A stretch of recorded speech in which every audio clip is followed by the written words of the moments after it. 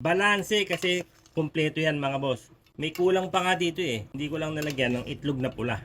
Isang napakalupit, masarap, masustansya at mabisang putahe mga boss. Ensalada balanse mga boss. Pang-ulam, pang-pulutan, bahala ka na. Okay mga boss, meron tayo ditong batok ng traidor o batok ng ahas, pwede. Hindi, joke lang. Batok ito ng baboy mga boss. Lalagyan lang natin ng konting asin, Josepi Laurel. Pakukuluan lang natin at papalambutan. Mag-iho muna tayo ng talong. 8 pirasong talong yan, mga pet nga lang. Okay mga boss, sa isang makabagong kawali, maglagay lang tayo ng konting mantika. Wag muna natin sisindihan yung kalan, tsaka natin ilalagay yung baboy para iwas talsik. Tsaka natin isa-isang ilagay yung batok ng traidor o batok ng ahas. Hindi, joke lang. Joke lang ulit. Batok yan ng baboy. Takpan natin, tsaka natin sindihan yung kalan.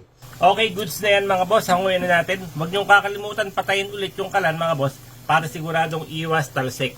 Napakaganda ng pagkakaluto natin mga boss. Kamatis na lang ang kulang at mainit na kanin, suabe-suabe. Ang walang kamatayang tokwa mga boss, ipipilito din natin yan. Mas okay pa yan sa goods mga boss, kaya hanguin na natin. Inalis ko lang yung ibang mantika mga boss, ipilito natin yung talbos ng kamote. Talbos ng kangkong, pwede mga boss. Burong mustasa, pwede rin.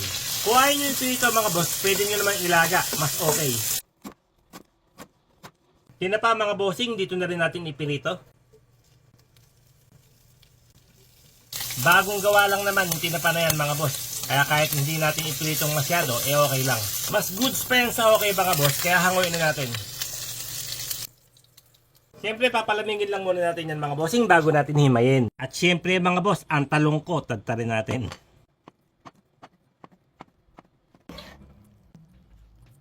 Okay mga boss, ito na yung nahiwa natin baboy. Timplahin na natin ang ensalada balanse. Ilagay natin yung tokong pinilito natin kanina. At syempre yung ating talong na inihaw. Labanus, kaya lang walang mustasa.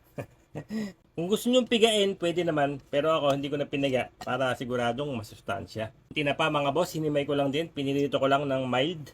At syempre sibuyas, kamatis. Ito yung pinilito natin kaninang talbos ng kamote. Talbos ng kangkong, pwede rin. Siling berde para may konting sipa ng anghang. Kalamansi, kakamayin ko na. Nagugus naman ako nung makalawa. Asin o kaya patis, pwede naman mga boss. Depende sa inyo kung ano gusto nyo. Bechin, magic sarap, ginisa mix. Konting pampalasa, pwede naman mga boss. Pero yung iba, ayaw. Lagyan natin ng konting suka mga boss. Pag nagsama yung asim ng kalamansi at asim ng suka, sigurado, napakasarap niyan. At syempre, ano pa ba gagawin natin? Bigyan natin ng isang matinding halo. At syempre, ang panghuling ingredients natin o panghuling sangkap natin mga boss, dahon ng sibuyas. Okay mga boss, ito na ang ating napakasarap, napakabisa at malupit na ensalada balanse. Balanse kasi kumpleto yan mga boss. May baboy, tokwa, isda, gulay. May kulang pa nga dito eh. Hindi ko lang nalagyan ng itlog na pula.